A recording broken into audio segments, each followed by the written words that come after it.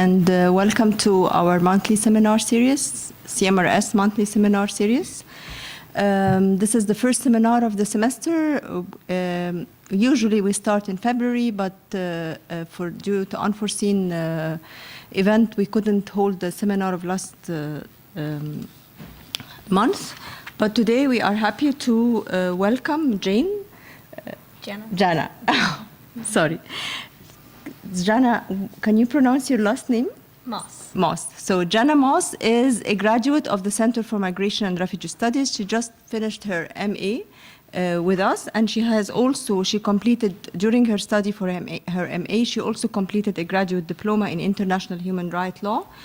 And while being a student at the center, she was very active, and she worked with STAR. STAR is the Student Action for Refugees. It's a student-run organization that provides services to refugees, particularly English classes to refugees.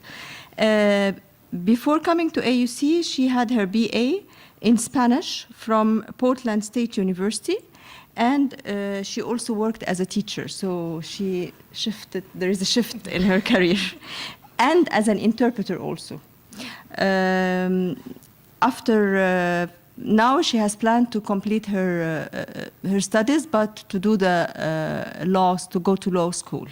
So today she will present on life, death, and resistance, immigration detention in the global north. So as usual, you will talk for like 30 to 45 minutes maximum, and then we'll open the floor for discussions and questions. Okay, welcome. Is this on? It should be on. Is it? Does it sound like it is? Mm-hmm. Oh, okay.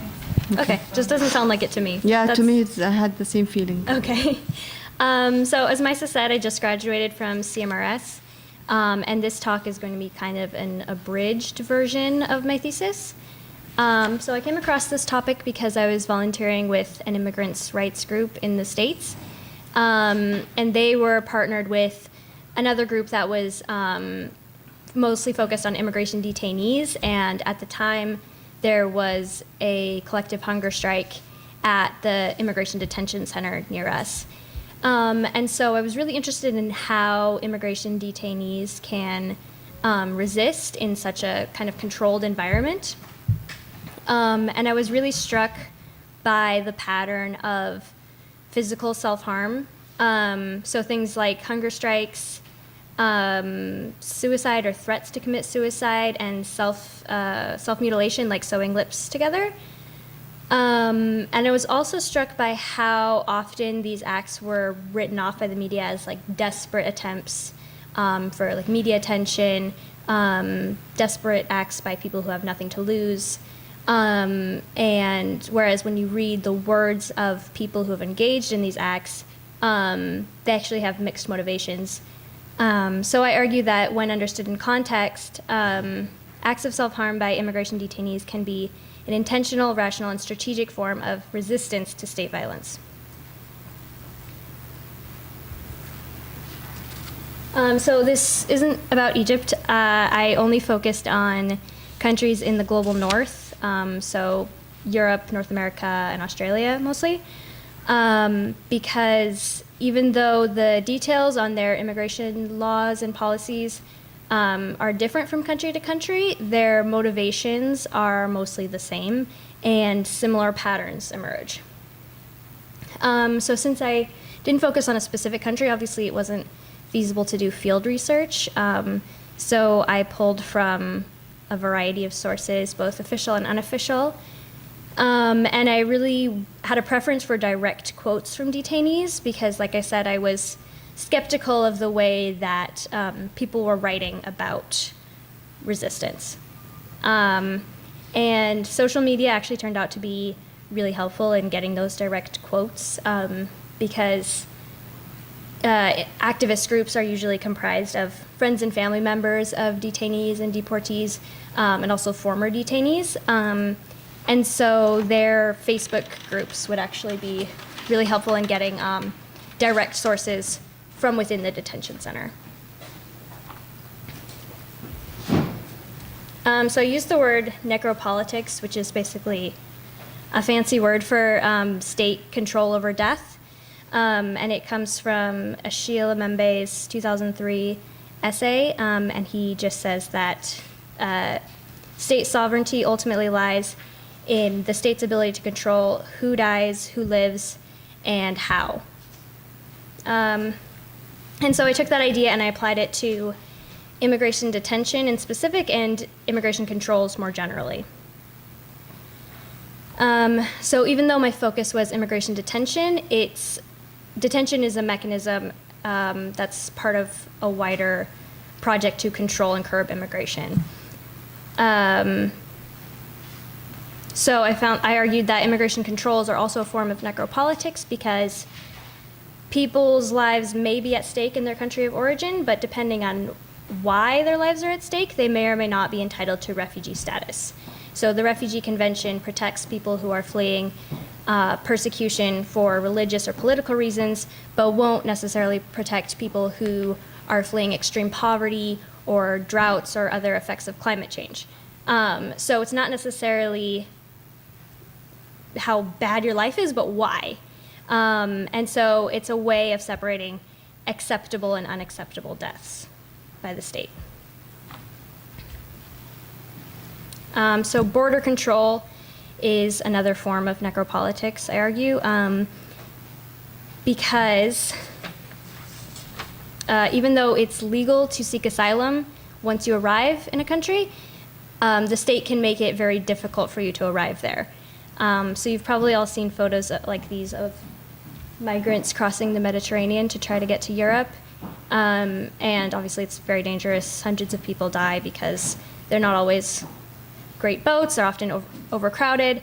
And then the EU really politicizes rescue missions, again, because they don't really want them to arrive. So this is sort of a way of saying, you can come here, but you have to risk your life for it. So once they're there, they're not going to be prosecuted for entering illegally. They have the right to seek asylum. They may not get it, but they have that right. But the state can still make it very difficult and force people to risk their lives to get there. So like I said, there are patterns within countries in the global north. So even though the US, most irregular migrants cross over the land border, they also have an issue with dangerous crossings.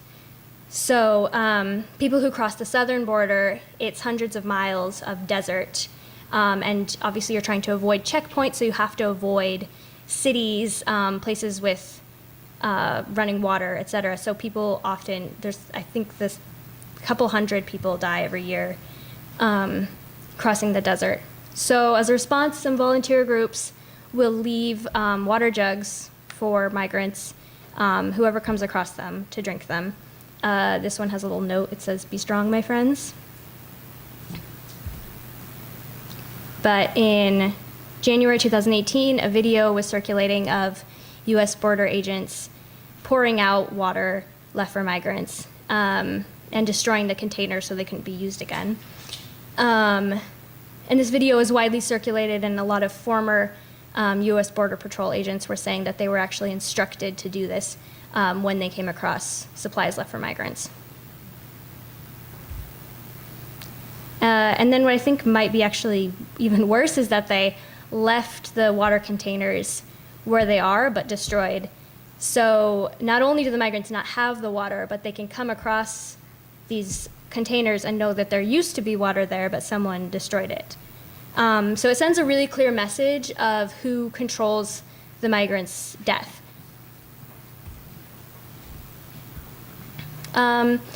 So that example can seem sort of like the state wants migrants to die. They would rather that the migrants die than arrive in their state. But it's a little bit more complicated than just antagonism towards migrants.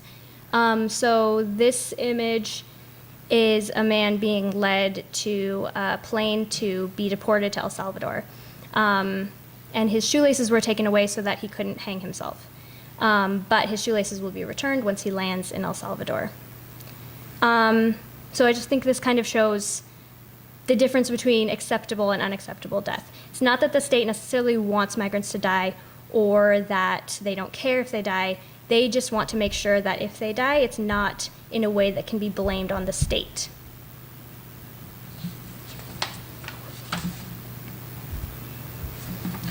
So this kind of necropower is also mirrored in the detention centers. So the detention center is important because it allows the state the ability to decide who can be deported and who can stay. So they contain them so that if they decide to deport them, they're ready to take them away. And one detainee described this as, "I feel like I have this threat hanging over me like a guillotine," referring to the threat of deportation. So some detention centers vary from country to country and within the country. Some are relatively nicer than others, but they're all inherently violent in that they all entail control to a confined space for an indeterminate amount of time, wherein the detainee doesn't know when they'll be released or where. So this is just an example of a detention center in Greece. These are kind of storage pods being used as housing units and then surrounded by fences. And then detention centers can also look like this, just a building surrounded by fencing. And then detainees aren't just confined to the center, but within the center. So it's a hyper-securitized environment. They have to sleep at specific times, eat at certain times. They can use the bathroom at certain times, use the shower at certain times. So it's very highly controlled. So the state has kind of corporal control at their every move. Here's a more highly securitized one. You can see all the locked doors. Then some have kind of communal sleeping areas. And here's one that looks, again, relatively nicer than others, but it still has that time aspect, that indeterminate amount of time in a confined, determined space. So one of the worst aspects of immigration detention, according to detainees, is the time aspect. They're left with a lot of uncertainty because not only do they not know when they'll be released, but where they'll be released to. And they don't know a lot of times when they'll get answers to these questions, because they can be waiting for months just for a court date, and then the court date comes and it gets rescheduled or no decision is made. And so there's just a lot of uncertainty and a lot of delayed hope. And especially younger detainees would describe this as being killed, as being their life being taken from them. So this is a quote from a man who was being detained in the UK. He said, "I don't know when I'm going to get back to my life. Could be any time, could be 5 years. We don't know. That's what's killing us here." And this is a man being held in Greece. He says, "With the systematic and indefinite detention, the Greek government is killing us. They are wasting our lives and killing our dreams and hopes inside the prison."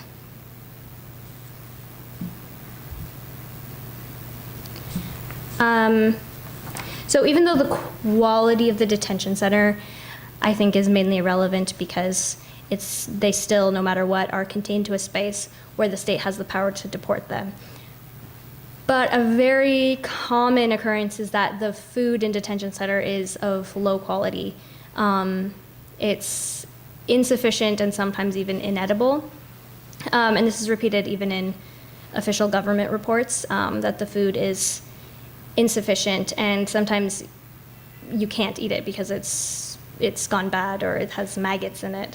And that's something that I've read several times in different countries. And this is just another way of giving a daily reminder that the state has the detainees' lives in their hands, because detention puts detainees in a position of dependence on the state for their survival. They have to take whatever the state gives them because they can't leave, they can't earn a living, they can't acquire their own food. They have to take whatever the state gives them. So this is sort of another like daily reminder of the necropower that's over them. Another really common problem is limited health care. So this sign, I don't know, you can read it, but saying that there's an outbreak of mumps, and so if you haven't been vaccinated, it's not safe to go in. So this is warning the visitors that it might not be safe to go in, but obviously the detainees have to stay there. They don't have a choice. And then there were several reports of detainees asking for medical care and being denied it, and often that leads to their death. But it's difficult to prove exactly if it was avoidable or not. So it's just another example of acceptable and unacceptable death, because if the state can't really be blamed, then they don't necessarily have the motivation to prevent that. So it's within this context of corporal control and hyper-securitization that the detainees begin to try to resist. And again, they have mixed motivations. Some people do have mental illnesses, some people are looking for media attention, and that's still a form of resistance. But I want to go through some of the motivations that I think are overlooked a bit for, again, resistance that involves self-harm. So bargaining is basically when detainees threaten to harm themselves unless authorities meet their demands. So this is usually collective hunger strikes, although I read one significant example of a man who was holding broken glass and threatening to swallow it unless the authorities allowed him to meet with his lawyer, and a few examples of people standing on rooftops and threatening to jump. But again, this sort of tactic is usually a collective hunger strike wherein the group will release a list of demands. And this is where social media came in. These are just some handwritten notes from hunger strikers listing their demands, posted on activist pages.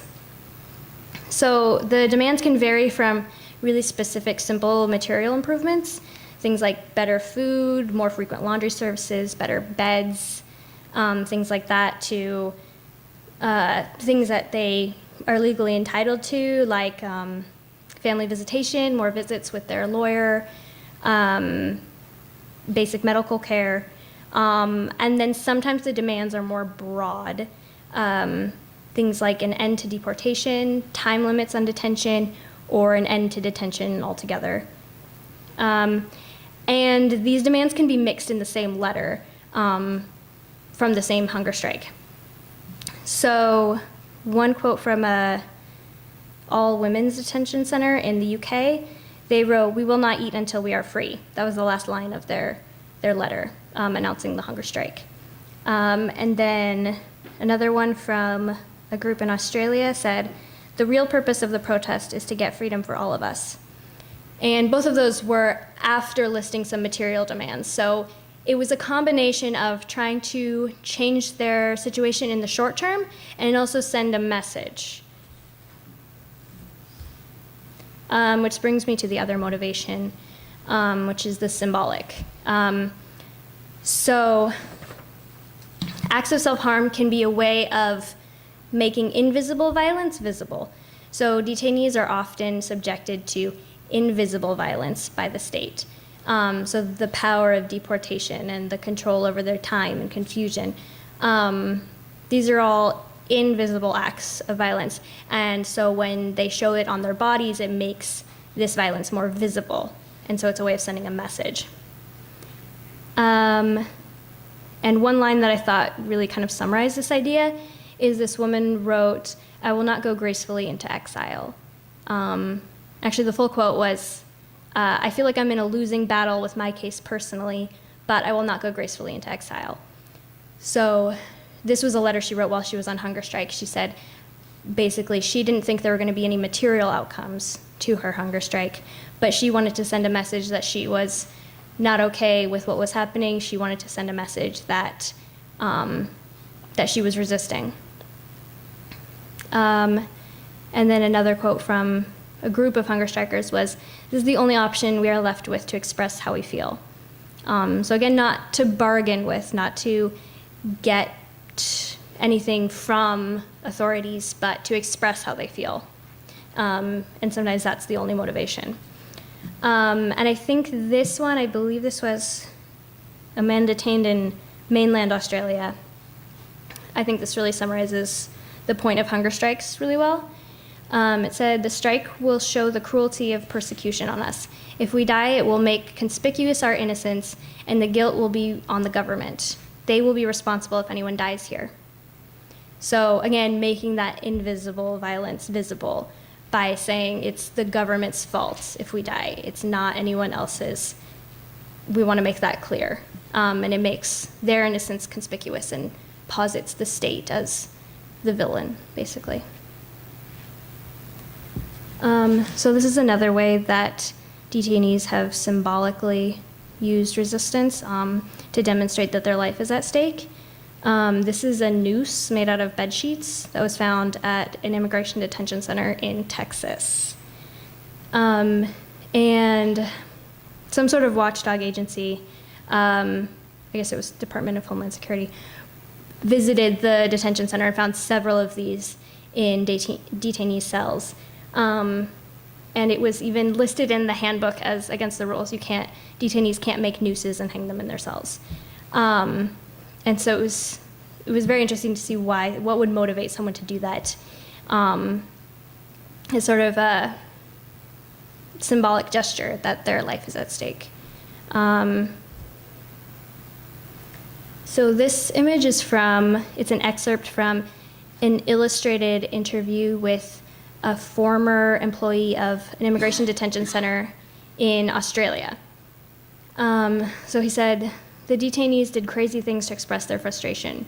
I remember this one time where some of the guys decided to dig themselves graves in one of the common areas. You had to walk past it every day. So again, it's a way of expressing that they feel their life is at stake. It's a way of symbolically gesturing that there is necropolitics over them. But what I think is also interesting about this is that it's a former security guard from a detention center writing this, and he says, you had to walk past it every day. So he sounds like he's disturbed by it. He's carried this with him. And the interview is all about the guilt he feels about what he did and all this stuff. So I think that goes to show that it was sort of it was representative of that violence that the detainees were experiencing. So the last motivation that I want to highlight is autonomy over death. So taking control of where detainees die, feeling that they don't have that control, and so they're going to take it back. So this is another woman from the all-women's detention center in the UK. She said, I would rather die in Britain than live in the country they want to send me to. So she kind of presents it as, if she's going to die, she wants to die in Britain. She doesn't want to die in her home country. And she wants to take back that control. And then Udhav Bandari was an interesting story. So he was a journalist in Nepal, and he helped expose police corruption in his home city. And then he started receiving death threats. And so he fled to Scotland, and he lived there for a year or two. And then, for whatever reason, he was denied refugee status. He was going to be deported. But so he was brought in to be processed pre-deportation, and he set himself on fire, and he died in the immigration office. So what I think is interesting about that is that he left Nepal because he felt like his life was threatened. But had he gone back to Nepal, there's a chance he could have been fine. There's a chance he could have avoided that. But instead, he decided to guarantee his death in Scotland in a very visible, public way in front of immigration authorities. So again, that's just a way of taking autonomy and saying, this is going to be visible. I'm going to make it clear that it's your fault. And another one expressing this sort of idea is, let the Home Office and the Home Secretary kill me here in the UK rather than returning me to a death trap in Uganda. So again, she sounds like she feels like her life is threatened in Uganda, but she would still rather die in the UK because then the blame would be clear. She said they would kill her in the UK rather than being sent away where the blame is off of them. And then the last quote is, "I'm not going out like that." That's a chant from collective protest in the UK. And I think it just kind of summarizes this idea. I'm not going out like that. I'll go out on my own terms. I don't know if you can read that sign because it's not very dark, but so this is from a protest in Nauru, one of Australia's offshore detention centers. And this is in response to a potential deal that would have resettled a lot of the detainees in Cambodia, and they were very against it for various reasons. But they're holding a sign that said, "Only our corpses might go to Cambodia." And then one of the leaders of the group wrote a letter to the Australian government, I can't remember exactly who, saying, "We want the Australian government to know that they can send us to Cambodia, but only our dead bodies. They will need to kill us first." So again, it's hard to really watch this as just suicidal thoughts, right? It's not just a desire to die. They want the state to kill them to make that violence visible. So when you look at what they're saying, it's not just desperation. It's not just depression. It's, I want to make this blame clear. I want to make this violence visible, and I want to take autonomy over my physical vitality. So in conclusion, I know most research on resistance is usually kind of a call to action, but obviously I don't want detainees to harm themselves. That's not the answer that I'm proposing, but rather I think we should recognize the various motivations that detainees have for their actions rather than kind of assuming what they're doing and why. And just recognize that this is a form of autonomy. So rather than the answer being for detainees to continue harming themselves, I think that this should be seen as a clear sign that the system needs to be changed. That's it. Thank you. Thank you very much. That was very interesting. We will open the floor for discussion, but I will start. Okay. So I thought it was very interesting, but the way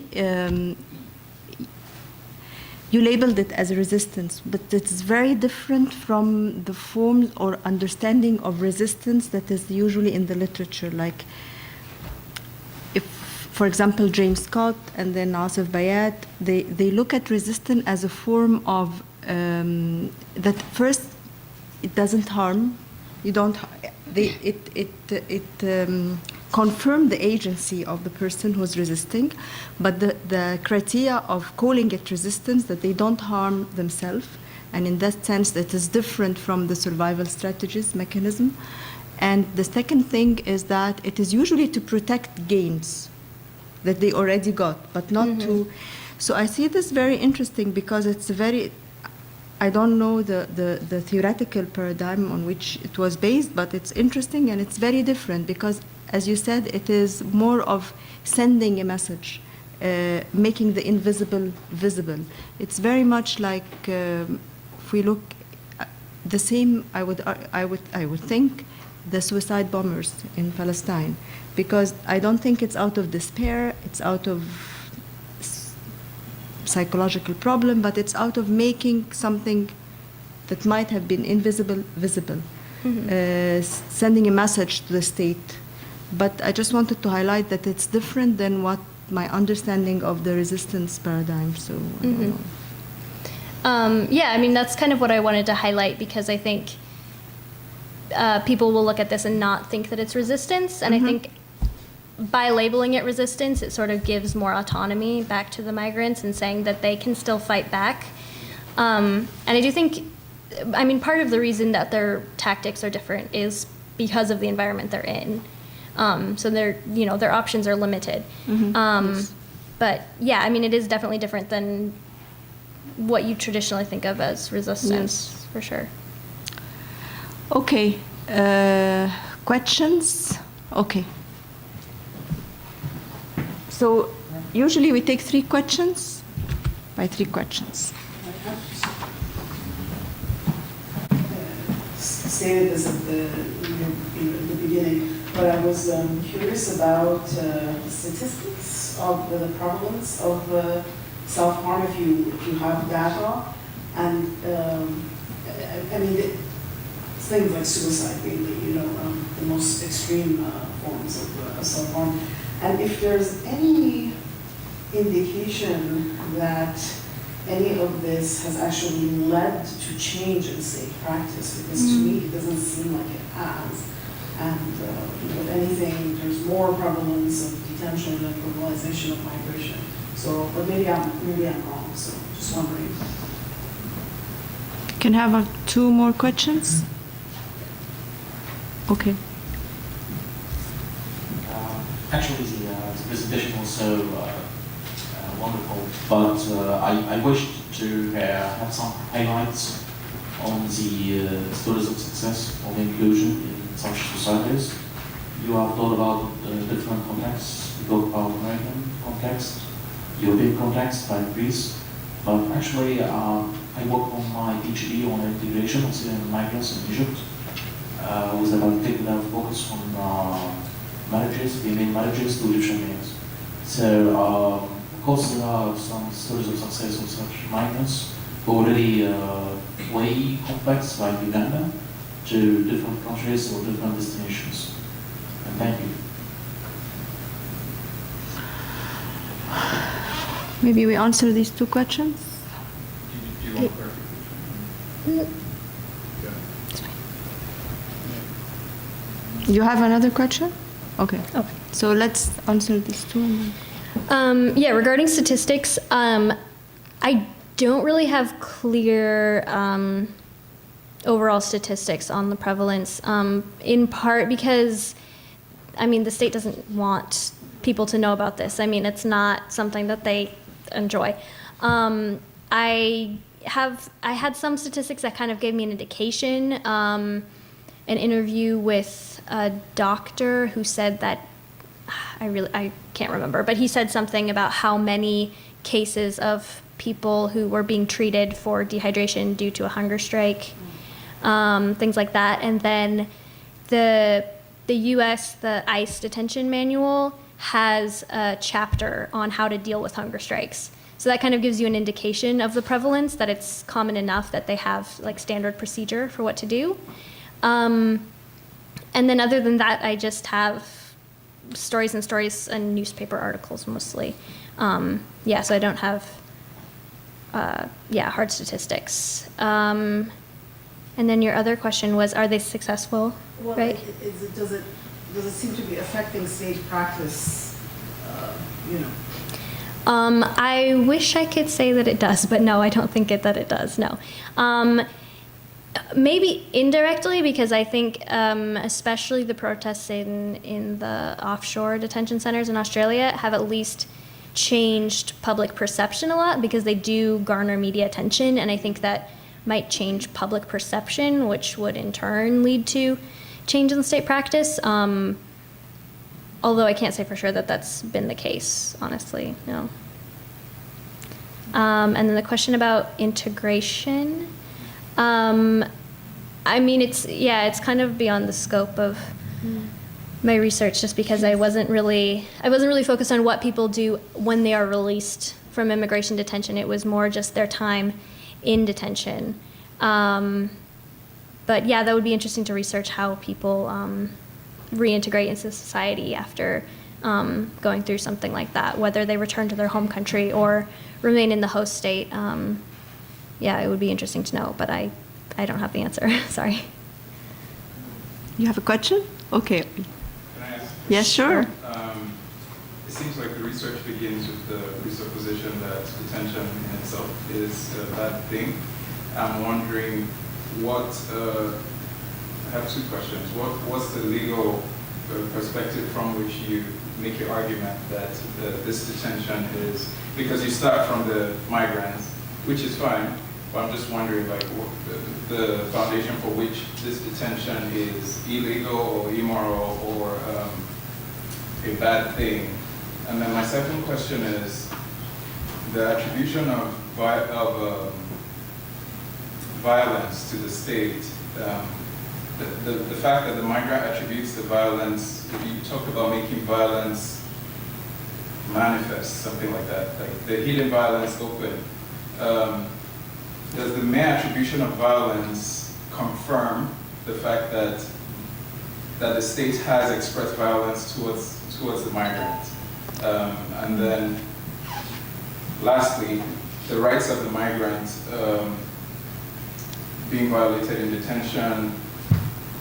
Do you have empirical evidence on the degrees to which they're being violated? Is it across the broad context of the entire global north, or is it specific countries that have specific practices that are unique to their detention practice? Sorry. Yeah. Okay. Do you want to answer this question? Yeah. So my argument that detention is bad, yeah, that is sort of a presupposition. It's not necessarily based on a legal argument, because immigration detention is legal. It's more of an ethical argument, I think, just because of just the violence that it creates, just the levels of mental illness, the levels of physical illness. And then to answer, I think, your third question too, yeah, the rights being violated. I didn't go into all of it, but there's frequent sexual abuse. I have empirical evidence that I don't have in front of me, but it's a really high percentage of people who experience sexual abuse in detention, physical abuse, verbal abuse. From the state, in the form of the people who work in the detention center. Yeah. And again, inadequate food, inadequate medical services, things like that. So I have, some empirical evidence that I don't have directly in front of me, but it is relatively widespread. And so that goes into my ethical argument for why detention is bad, because this is really, really common enough to be more of a pattern than an exception. And I think that's kind of inherent to immigration detention and inevitable. Okay. Questions? Yeah, thank you for the great presentation. I have a simple question. What about the UN action throughout detention and hunger strike to the immigration? Is there any certain thing change? Should I answer that or? Yeah, okay. Okay. I definitely haven't seen any evidence of UN action in immigration detention. There are certainly international laws that govern immigration detention. The Refugee Convention says that, immigration detention is administrative. It's not punitive because people have the right to seek asylum. It's not illegal, to paraphrase. And then there are certain parameters for how incarcerated individuals can be treated while they're detained. But yeah, so that's international law, and it's no surprise that that's not always actually what happens.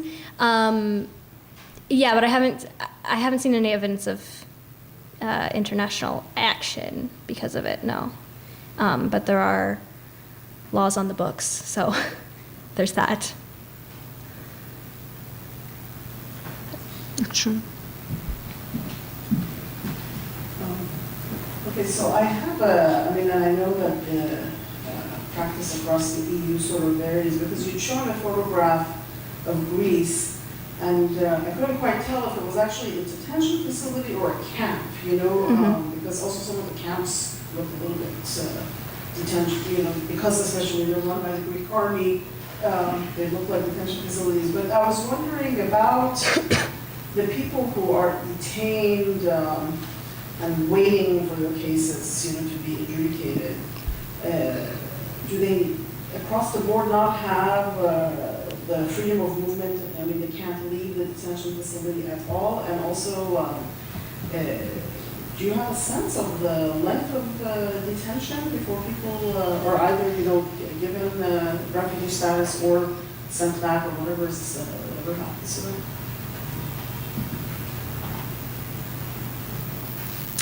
them? Yeah, so I should have said this. My definition of detention center when I was using it is that they are contained to the space. Because I was trying to figure out if refugee camps would be included, and then it was getting into a looser definition of kind of a settlement versus detention center. So yeah, I'm only referring to places where they don't have freedom of movement, which I know is, there are some more open air kind of places in Southern Europe. But for the most part, the global north has more contained centers. And then, sorry, the other question was? Length of time. Yes, the length of time, sorry. So, I mean, I feel like people detained in the US and Australia, mainland Australia and the offshore centers, tended to have longer lengths of detention. Those could be 5 years, 7 years.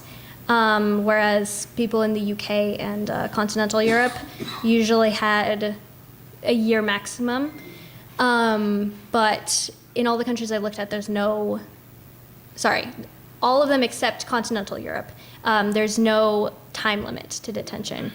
But continental Europe, there's, I can't remember what it's called, but there's a time limit. There's a regional law limiting it to 18 months maximum. But then there are also several reports that they will just release and then re-detain detainees to get around that. Yeah, and then that also makes it hard to say because some people will be released and then re-detained. But yeah, again, I don't have hard numbers in front of me, but it can be years. Yeah. I have actually two questions. First, regarding the methodology. So you looked at detention centers in Greece, the U.S. and Australia? Or? Yeah, it was just the global north. So Europe and the UK. So it was more of a desk research. You didn't do actual interviews. Or, yeah, it was desk research. Yeah, I didn't do field research. And so you because looked at the picture. Okay. Mm-hmm. Yeah, it was kind of a big picture thing. Yeah. Yeah. And all, U.S., Australia, and Europe. Mm-hmm. Okay. And then the other question is, so a detention center they are placed in the cases that you looked at. They're placed in detention center who, those who are rejected, their asylum cases are rejected, and until a deportation is decided, or also people who just enter the country and seek asylum, so they are registered like asylum seeker, and until a decision has not been made. Mm-hmm. So, it depends on the country. I know that in Canada, they detain anyone who enters and requests to seek asylum. They're automatically detained. And then I believe they get a card eventually saying that they're asylum seeker, and then they can be released. But it depends on the country. The U.S. will detain anyone they catch at the border who doesn't have a visa or other authorization, and then just hold them until a decision is made, and it's usually deportation. I believe Europe is not the same. It's different, right? Or Europe is similar in that, yeah, if you are caught at any point not having authorization to stay, then you will be detained while you appeal for refugee status or any other kind of visa, or until the state decides that you need to be deported.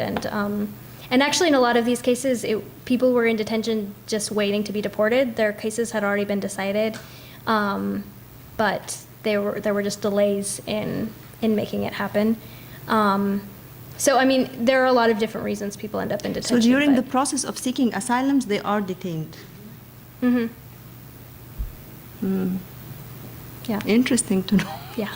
It's very different than what's happening in the south, yeah. Right, In yes. Egypt, yeah. But I was under the impression that in Europe it's like here. But maybe, it may be different from one country to the other, but. Yeah.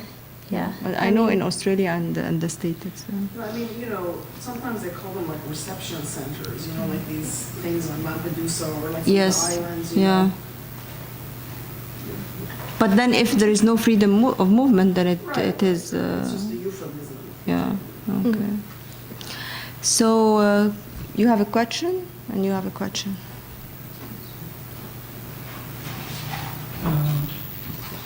Have you shown statistics on the detention centers in the north? What kind of statistics? How many detention? Don't want people to go from poorer countries in Europe to, so they, I mean, yeah, so the Scandinavian countries have a motivation to keep people in, the Balkans, et cetera. Yeah, all countries in Europe, yeah. What about Russia and its sister republics? What do they do with the people? Honestly, I didn't find a lot of research on Russia, so I can say. Ukraine?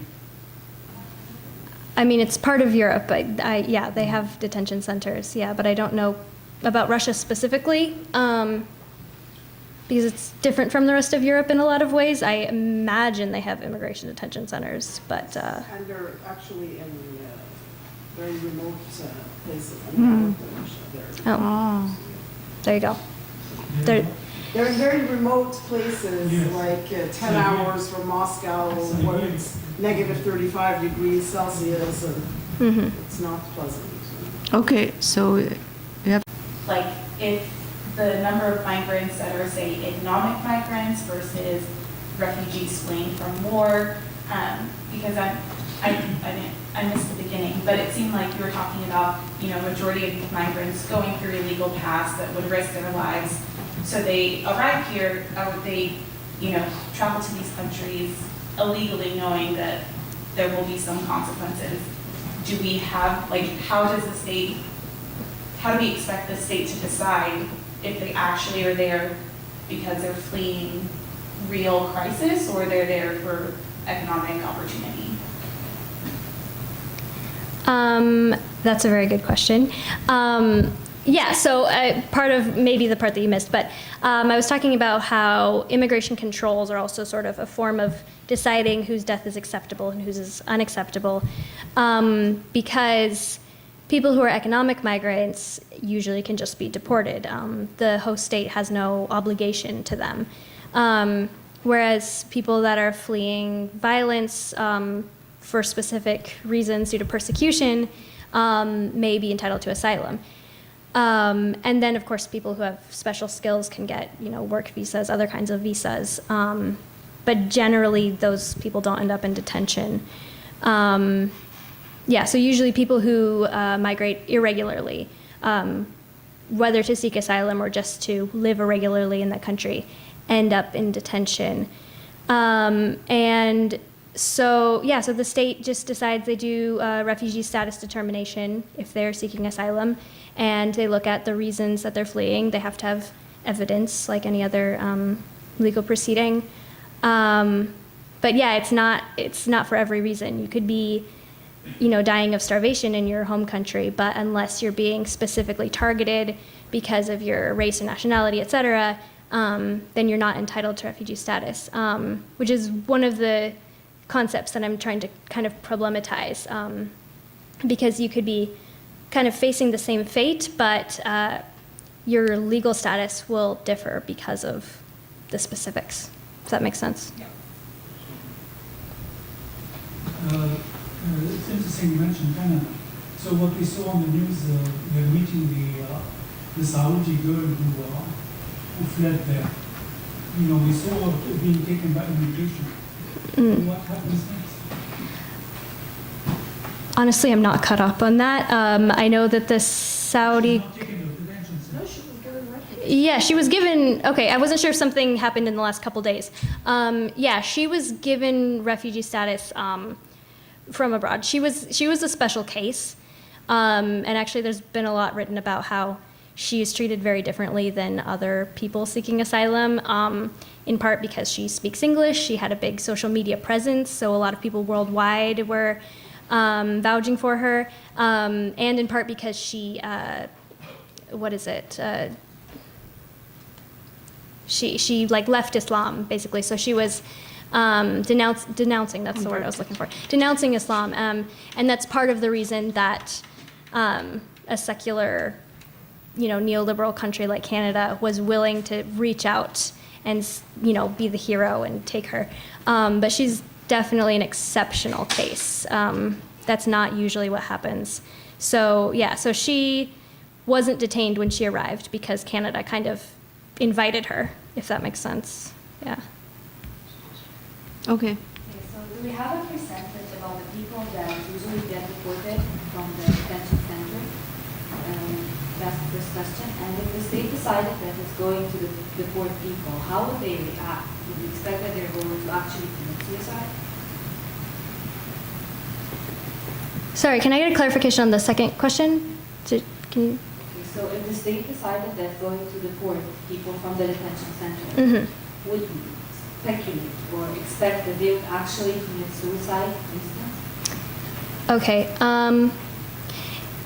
Yeah, I wish I had like a copy of my thesis in front of me, but I don't. I really don't have statistics right in front of me, and I don't want to guess. So I can't say what percentage of people end up being deported. It's significant, but again, it'll vary based on country, and so I mean it's between 1% and 90% to be safe. I don't know. It's a significant number. I don't have it in front of me. Yeah, and then so when someone is deported, do they commit suicide? I wouldn't say it's something you can expect. No, I don't think that this is. I mean, I really only highlighted a few cases because there are only a few cases that I had access to where it was clear that people attempted suicide or expressed a desire to die in a response to deportation. So I don't know that that's the response that you could expect. It definitely happens, but I don't think that's necessarily so common that it's expected, if that answers your question. Yeah, okay. Are we still good? This one? Yeah, okay. Yeah, during the hunger strike, is there any death? Do people die from hunger strike? Yeah. Normally, no, but sometimes.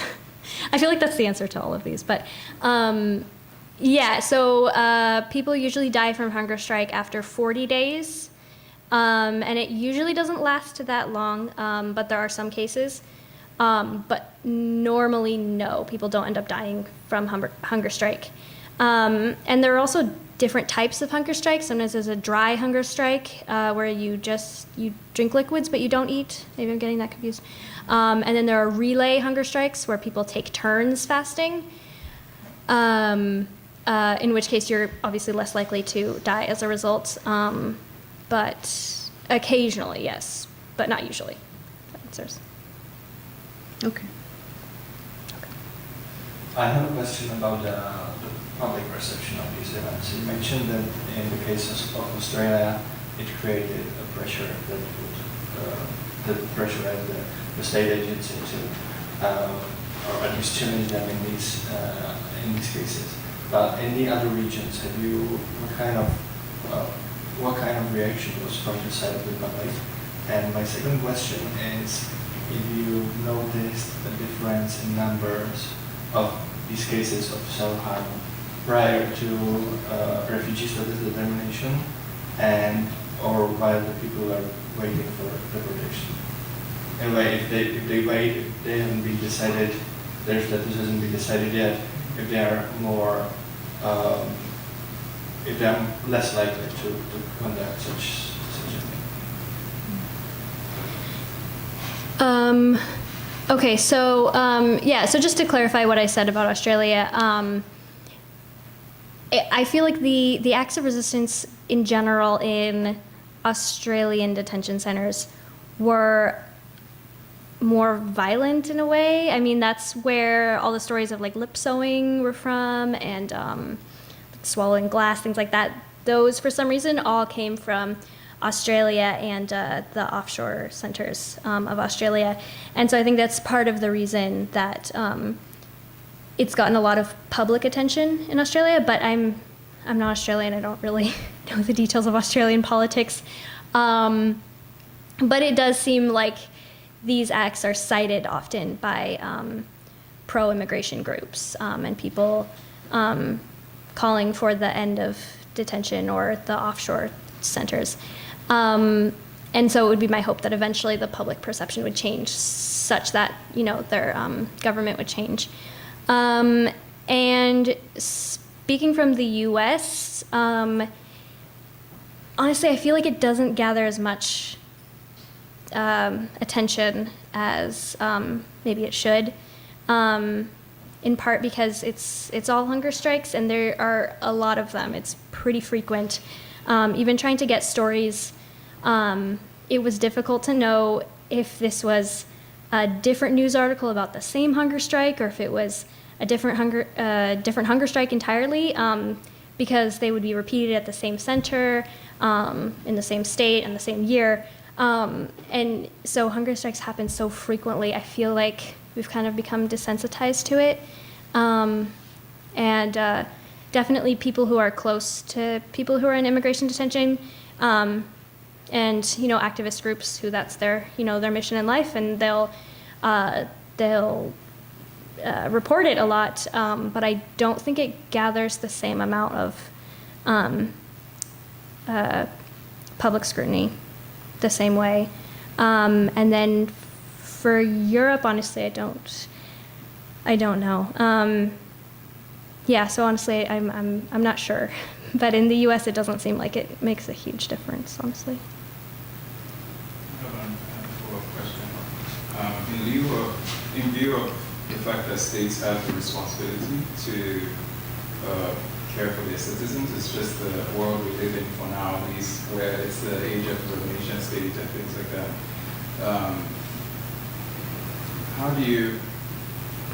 In light of your work, what would you define positive state action as? Because I'm asking because I don't see a variation between state practice. I see a broad swipe across the global north, and I'm wondering whether whether the response to the research by states could be to completely get rid of the detention regime, or to make adjustments, or protect more, or provide more for those who are in detention. Yeah, that's my question. I really didn't want to end on an idea that immigration detention would be better if the conditions were better. And even in my thesis, I mentioned there was a detention center in Norway, I believe, that was just very notorious for having a high rate of suicide and a high rate of riots, et cetera, was really notorious. And they just announced a plan to repaint all the walls and hang up art. And I thought that was really emblematic of kind of the approach that governments tend to have, is like, oh, well, if immigration detention is so bad, then let's, make it prettier. So I really don't think that there's a way you can make immigration detention better, because it's still containing people in order to potentially deport them. And I don't think that there's a way that you can make it better. Which is why, I know it was pretty generalized. Again, the details change vary on jurisdiction. But I really think the only answer is to end immigration detention. That's my radical opinion. Hmm? Sorry, and exchange it for what? What would the new policy for letting migrants in be, or vetting migrants? Would it just be letting them in? Or is there a different thing that you've come up with that's a better way to go about it other than detention centers? I mean, I don't want to get too much into this because it's not a public policy paper, and I don't end with policy recommendations, and that's really not my area of expertise. But I think that immigration controls, the negatives outweigh the positives. And I think that there are downsides to open immigration policies, but I think that it would be ultimately worth it in the global scale, if that makes sense. But again, I don't want to go too much into it. Okay. Zeri? Okay. Okay. No. Are you sure? Yeah, no, I'll project.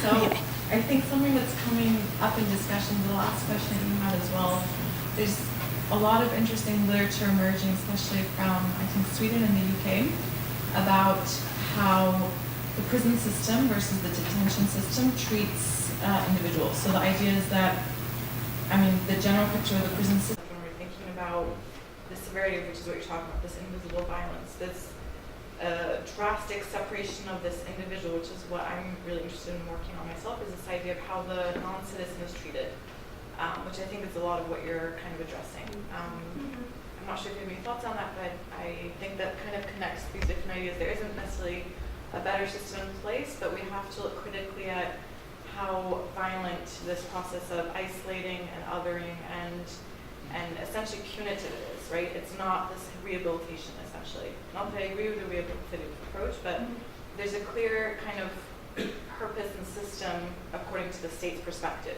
You want the citizen to return, potentially. The non-citizen is, we don't want you involved, and we want to isolate you as much as possible.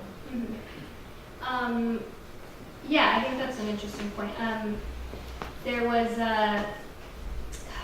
I wish I could remember her name, but there was one researcher who said that the purpose of prison is to rehabilitate, but the purpose of immigration detention is to incapacitate. And I think that's partly true, but I also think that they are rehabilitating migrants in a different way. So either to make them docile so that they're more easily deportable, or to make them docile so that they can become obedient citizens if they are allowed to remain in the host state. So it's trying to change their behavior, but in a different way than the prison system.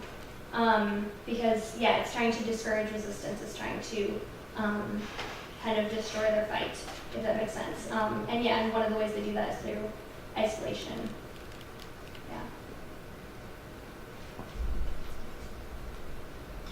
Much for this very interesting presentation. I would just like, before leaving, to remind you that of our events. We are not going to have a lot of events, we are not going to have many seminars because of May and the end of the semester and Ramadan. So now we are left with 2 seminars, one for this month on March 19th by 2 of our graduates also. The title of the talk is The Right to an Education, Educational Entitlements and the Ethiopian Community Experience in Cairo. And in April, the seminar on April will be on the Egyptian legal framework of combating smuggling on migrants. But I also would like to announce that on the 27th of March, we have a public lecture by Karen Jacobson from Tufts University, and she will talk about the US immigration policy in the Trump era, which is something we would like to listen to. Okay, very nice to have you, and please, there are tea and coffee and snacks at the back. Thank you.